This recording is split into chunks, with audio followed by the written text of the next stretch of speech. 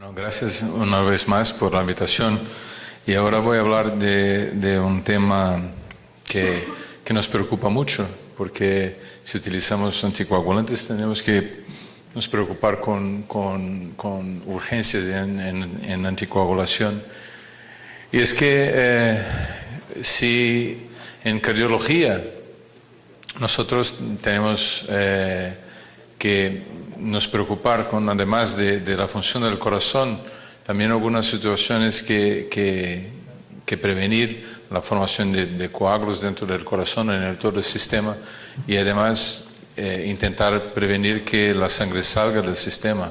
O sea, que el problema es que tenemos que cuidar de muchas situaciones con riesgo de trombosis y que por lo tanto tenemos que nos preocupar también con el riesgo de sangrado. Entonces aquí la cascada de la coagulación, como se les enseñé ayer, y que nosotros tenemos que estar acostumbrados con eso, y que acordaos que siempre en la cascada de la coagulación hay proteínas, hay etapas aquí, y cada etapa requiere una proteína precursora, una proteasis y cofactores como calcio, y que al final se forma la fibrina con el trombo estable. Entonces estamos acostumbrados ya desde hace unos 40 años a algunas situaciones que el paciente tiene riesgo de que se formen coágulos, como por ejemplo en los que llevan prótesis mecánicas o bien la trombosis intracavitaria. Y ahí reconocíamos que era necesario anticoagular al paciente, y lo que teníamos era la varfarina. Entonces la varfarina actúa aquí en muchos puntos en la cascada de la coagulación, y que al final inhibe la formación del coágulo. Y como decía, que siempre cuando utilizamos un medicamento para evitar la formación del coágulo, aquí tenéis una moneda de real, nuestro dinero, y hay dos caras, ¿no? Que una es la prevención de la formación del coágulo y la otra es el sangrado, el riesgo de sangrado. Y la varfarina, es que como ya llevamos el tratamiento con la varfarina hace tanto tiempo, ya sabemos más o menos cómo hacer. Y eso es una revisión publicada hace muchos años ya con las estrategias de la anticoagulación. Aquí explican muy bien qué hacer cuando el INR está mucho por encima del normal. Y aquí habría que saber si hay sangrado o si no hay sangrado, o si hay sangrado o si no hay sangrado. Si no hay sangrado, pues podemos esperar un poquito, le damos la vitamina K, puede ser subcutánea o intravenosa, y podemos esperar a ver qué pasa e intentar llegar con el INR de vuelta a entre 2 y 3. Pero si hay sangrado, bueno, entonces habríamos que saber si el sangrado puede causar la muerte, ¿no? Si no puede causar la muerte, pues si ahí tenemos más tiempo y podemos intentar la vitamina K y otras cosas, y solo cuidar identificar la causa del sangrado y tratar la causa si posible. Pero también hay veces que sí que hay peligro de vida. Entonces ahí habríamos que, además de detectar y tratar la causa, podríamos utilizar, por ejemplo, el plasma congelado o el concentrado de complexo protrombínico. Se puede utilizar en esta situación, y hay que checar el INR hasta que la situación se quede más controlable. Entonces eso ya sabíamos qué hacer, ya tenemos experiencia con la utilización de la varfarina, con sus complicaciones. Entonces ya estamos acostumbrados con la situación, hasta que hace unos años ya también se demostró que había el riesgo de la formación de un coágulo dentro de las arterias coronarias, y que eso provocaba las síndromes coronarias agudas. Y se buscó un tratamiento para eso. Y el tratamiento entonces resulta la estreptokinasa o otras drogas para la lisis del trombo. Y pasa igual, o sea, si estamos tratando de tratar la trombosis, hay el problema del sangrado. Entonces tuvimos que aprender qué hacer cuando se sangraba después de una trombólisis. Y la trombólisis pues actúa exactamente aquí, en la fibrina, la lisis del trombo, y lo que tuvimos que aprender que hacer con el sangrado en esa situación. Y aquí una revisión de American Heart American College, publicada en el año 2004, diciendo que era lo que debíamos hacer con un enfermo que tenía infarto y que tenía cambios del estado neurológico, porque teníamos mucho miedo de sangrado en la cabeza. Entonces, lo que sabíamos era que si mientras hacíamos la trombólisis, si había hipertensión, con dolor de cabeza, náusea, vómito, entonces nosotros teníamos que nos preocupar con la hemorragia intracraneal. Entonces, tendríamos que saber si era o no. Bueno, si no era, no pasaba nada, pero si era una hemorragia, entonces ahí teníamos que nos preocupar. Y ahí teníamos que tratar médicamente muchas veces. Y ahí podíamos usar la protamina si el paciente llevaba heparina. Aquí sí utilizamos el plasma fresco congelado, crioprecipitado y concentrado de plaquetas, a ver si conseguimos contener la hemorragia. Hombre, la complicación esa es una complicación muy grave, pero también estamos luchando contra un problema grave también, que era el infarto, o sea, que se justificaba y aprendemos, entonces con el tiempo aprendemos a hacerlo.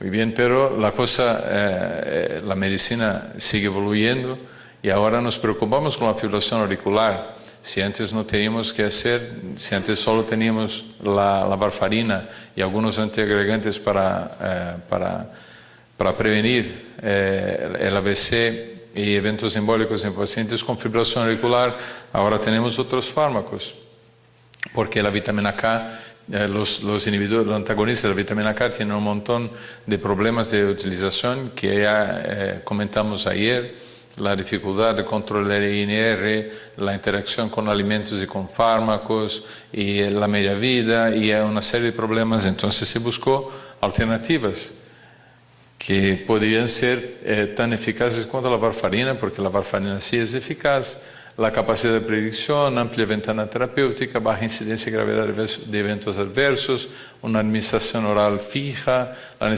sin necesidad de monitoreo de la coagulación, etc.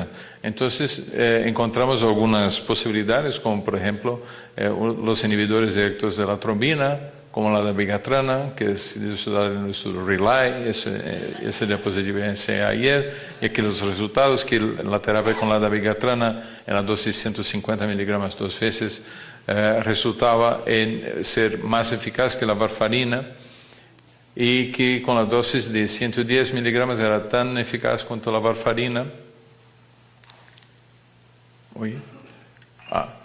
Entonces, y que aquí, hablando ahora de sangrado, y que si estamos hablando de urgencia de desangramiento, bueno, entonces de sangrado se notó que el sangrado total con la dabigatrana, la dosis de 110 2 veces, era más bajo que la dabigatrana 150, que la varfarina, que entre las dos no había diferencia. Pero entonces aquí se ve que es una terapia que es eficaz, pero que también, sin embargo, puede provocar sangrado, y teníamos que estar preparados, listos para tratar.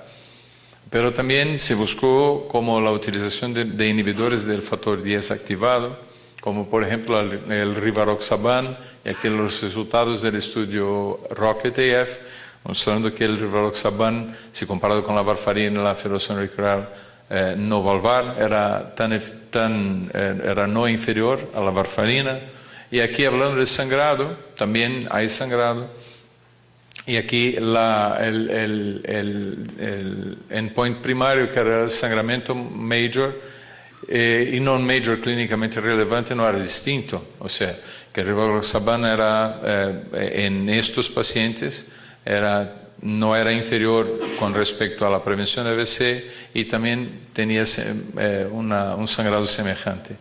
Aquí sí que se notó que el uso de la rivaroxabana causaba un sangrado, una caída de la hemoglobina más que 2 gramos por decilitro en respecto con la varfarina, y también la necesidad de transfusión, pero sangramiento clínicamente relevante era más bajo, era semejante, así como sangramiento mayor y menos hemorragia intracraniana. Y el apixaban, lo mismo, en el sur Aristóteles, los resultados aquí están, el apixaban superior que la varfarina, tanto en la prevención cuanto en el sangrado. Era superior, sí, entonces, pero sí que había sangrado, o sea que tenemos que tener cuidado. Y aquí entonces el resumen de lo que tenemos hoy con la utilización de la varfarina y o bien de inhibidores del factor 10 activado o inhibidores directos de la trombina, es lo que tenemos para el tratamiento con los nuevos anticoagulantes para la fibrilación auricular. Pero entonces, ¿qué hacer con el sangrado? ¿Cómo actuar con el sangrado? Pues ya que no tenemos un antídoto, podríamos, por ejemplo, buscar la ayuda de San Expedito, que busqué en la internet, que es el santo de las causas urgentes, aquí en Colombia y en Brasil igual. O sea que si uno tiene fe, podría buscar su ayuda. Pero buscamos también algunas soluciones y siguen buscando soluciones para eso. Entonces, por ejemplo, existe aquí unos trabajos que se han presentado con la utilización para neutralizar los efectos de la dabigatrana, por ejemplo, la utilización de anticuerpos antidabigatrana para revertir los niveles de anticoagulación con la dabigatrana. Una otra cosa que se puede hacer es que la dabigatrana tiene excreción renal. Se puede hacer la hemodiálisis, pero es que la hemodiálisis no es una cosa que se haga tan fácilmente en urgencia, ¿no? Y además se propone también ese estudio publicado en Circulation al fines del año pasado, donde se utilizó el concentrado de complejo protrombínico para la dabigatrana y el rivaroxaban, y se encontró que la utilización del concentrado con el concentrado se logró revertir la anticoagulación de la rivaroxabana, aunque no ha sido posible revertir con el resultado de la dabigatrana. Aquí algunas experiencias enseñando cómo era la coagulación pretratamiento y post-tratamiento con el concentrado del complejo protrombínico. Y finalmente, pues, ¿qué hacer? Entonces, además de buscar ayuda del Santo Expedito, los expertos de la Sociedad Europea proponen que tenemos que hacer para tratar el sangrado en pacientes utilizando los nuevos anticoagulantes. Pues entonces, pacientes con nuevos anticoagulantes con sangrado, tendríamos que valorar el estado hemodinámico, coagulación, etcétera. Y si el sangrado es menor, lo que podríamos hacer es sencillamente retardar la dosis. Acordaos que les he dicho que el inicio de acción de los nuevos es muy rápida y su vida es más corta. O sea que si el sangrado es menor, el tratamiento más sencillo es retrasar la utilización de la próxima dosis. Pero si el sangrado es moderado o severo, bueno, entonces ahí tenemos que ver tratamiento.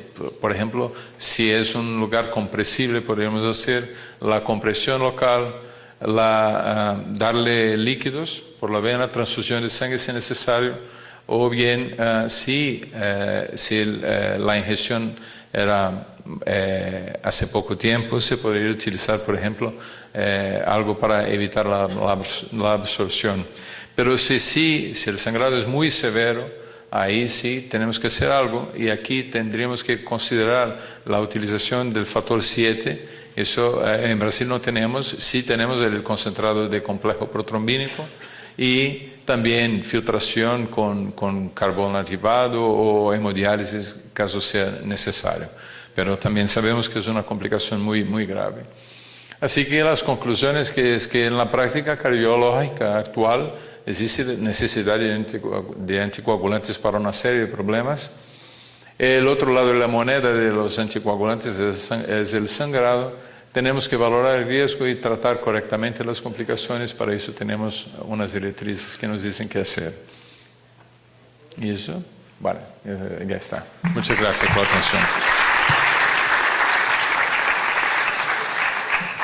Doctor, una de las preguntas más frecuentes que nos hacen a nosotros los cardiólogos es, con estos nuevos anticoagulantes, por ejemplo, si un paciente tiene sangrado y no hay disponibilidad de todos estos factores que usted nos comentaba, porque a veces son muy específicos, ¿el plasma fresco sirve? Me parece que, me parece que no existe una acción directa, pero vamos, si es lo que tenemos que hacer, pues se podría intentar, pero me parece que más que nada no es recomendable que se utilice, no es recomendable, no tiene, porque el fármaco actúa en un nivel más abajo. O sea que ahí tendríamos que actuar directamente en un plan más abajo de la coagulación. Por eso que el concentrador del complexo protrombínico está más indicado en esta situación. Y la otra pregunta que nos hacen muy frecuentemente es, si un paciente tiene que ir a una cirugía electiva o a un procedimiento odontológico o alguna cosa así, ¿cuál es la recomendación cuál es el tiempo de suspender la medicación y cuándo se puede volver a iniciar? Bueno, entonces eso, de nuevo, pero eso no era para un tratamiento de un sangrado, ¿verdad? No, para una cirugía normal. Una cirugía, un apéndice, una vesícula. Entonces vale lo mismo que es como decía, que como el inicio de acción es muy rápido y la media vida muy corta, se podría simplemente, en algunas cirugías incluso, no hay necesidad de suspender el fármaco. Pero si es una cirugía que sí que es necesario, como una cirugía intracraneal o de columna o de alguna situación que no es compresible, se puede parar la medicación, la dabigatran, por 48 horas y dicen lo mismo del rivaroxaban. Yo prefiero el rivaroxaban parar 3 días antes y luego hacer la cirugía, y se puede volver a tomar la medicación cuando el cirujano cree que la hemostasis ya está hecha. Cuando uno pensara en dar, por ejemplo, la heparina subcutánea, entonces ya se puede dar los nuevos anticoagulantes al invés de la heparina. Ayer usted nos habló del dabigatran asociándose a infarto agudo de miocardio. Eso me dio fatiguita, me dio taquicardia. ¿Me puede explicar a ver qué tan real es ese problema? Como hablé ayer, es que es una... lo que pasó es que en el estudio RELY se notó que hubo un número mayor de infartos en el grupo que usó la dabigatrana. El numéricamente mayor, pero no estadísticamente significativo. Eso llamó la atención de unos expertos. Entonces se buscó comprender un poquito mejor la cuestión. Y eso sigue sin respuesta, porque hubo unos estudios que dijeron que no, que haciendo un análisis no hubo, de hecho no hubo más infartos en el grupo de dabigatrana. Sin embargo, otros estudios juntando enfermos que habían tomado la dabigatrana para otras indicaciones y un montón más de gente, aquí sí se encontró un número mayor de infarto. Entonces lo que pasa es que no hay una respuesta, eso tendremos que esperar por los datos del seguimiento crónico. En el American Heart se presentó los datos del estudio RELY de un seguimiento más largo, reliable, y sigue no habiendo. O sea, entonces eso hay que esperar un poquito. No hay una respuesta definitiva, entonces dependiendo de la manera como se ve, uno puede encontrar algo o no encontrar algo, pero a mí me parece que tenemos que esperar un poquito a ver qué es lo que va a pasar. Dos datos ahí que me parece importante. Uno, para la cirugía programada es muy importante la depuración de creatinina, porque eso depende de la vida media del dabigatran. Y ahí sería el tiempo de suspensión del dabigatran. Entonces es más importante tener la depuración de creatinina del tiempo reciente. La otra cosa que se ha visto con los pacientes que han sangrado con dabigatran, el concentrado de protrombina controla los sangrados cuando son moderados, pero los niveles en sangre persisten altos. O sea que no se correlacionan los datos de laboratorio con la suspensión del sangrado. De hecho, le sirve a uno el tiempo parcial de tromboplastina activado, que si el tiempo parcial está elevado 2.5 veces, quiere decir que hay un efecto significativo aún del dabigatran. Por eso es importante la diálisis, porque toda la protrombina que ponga, pues es un inhibidor de la protrombina directo. Entonces hay que poner el medicamento y eliminar el medicamento. Entonces la diálisis es importante porque la diálisis te permite bajar el 64% de la dosis en las primeras 2 horas. Entonces es muy importante esas consideraciones si vamos a tratar un sangrado asociado a dabigatran. Lo otro, ya está el reporte de FDA de seguridad de dabigatran, está reciente, donde demostró que no aumentó ni siquiera mayor el sangrado con relación a los estudios actuales, lo mismo que los reportes de la EMA. Eso está mostrando un perfil de seguridad interesante y tampoco mostró mayor aumento de infarto. Perdón, una preguntita antes de continuar. Es que a mí me preocupa un poquito con el dabigatran las dosis, porque nosotros a veces, pues yo hago cirugía cardíaca y a veces uno tiene pacientes de 40 kilos, una mujer de 40 kilos, o tiene un paciente de 120 kilos. ¿Qué dosis se le va a dar a esos pacientes o cómo lo va a diferenciar? ¿Cómo lo va a monitorizar? El problema de la dosis es un problema, yo comentaba ayer, el problema que comentaba ayer era que creo que vivimos una dictadura de la dosis, o sea, que la dosis que ha sido testada era la dosis 150 y la dosis de 110. Entonces eso es lo que tenemos, la cosa es lo que tenemos. Lo que pasa es que después de que se lanzó la dabigatran en el mercado, se notó que enfermos muy delgados, con bajo peso, tenían más sangrados, o sea que entonces quizás deberíamos utilizar una dosis más baja en esos pacientes. Pero de hecho testado son las dosis de 150 y 110. Y además intentar prevenir que la sangre salga del sistema. O sea que el problema es que tenemos que cuidar de muchas situaciones con riesgo de trombosis y que por lo tanto tenemos que nos preocupar también con el riesgo de sangrado. Entonces aquí la cascada de la coagulación, como se les enseñé ayer, y que nosotros tenemos que nos preocupar con urgencias en anticoagulación. Y es que si en cardiología nosotros tenemos que nos preocupar con, además de la función del corazón, también algunas situaciones que prevenir la formación de coágulos dentro del corazón en el todo el sistema. Algunas situaciones que el paciente tiene riesgo de que se formen coágulos, como por ejemplo en los que llevan prótesis mecánicas o bien la trombosis intracavitaria. Y ahí reconocíamos que era necesario anticoagular al paciente y lo que teníamos era la varfarina. Entonces la varfarina actúa aquí en muchos puntos en la cascada.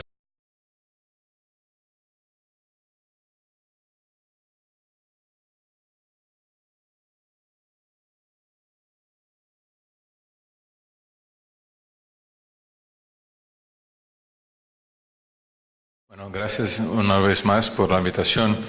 Y ahora voy a hablar de un tema que nos preocupa mucho, porque si utilizamos anticoagulantes, todos tenemos que estar acostumbrados con eso.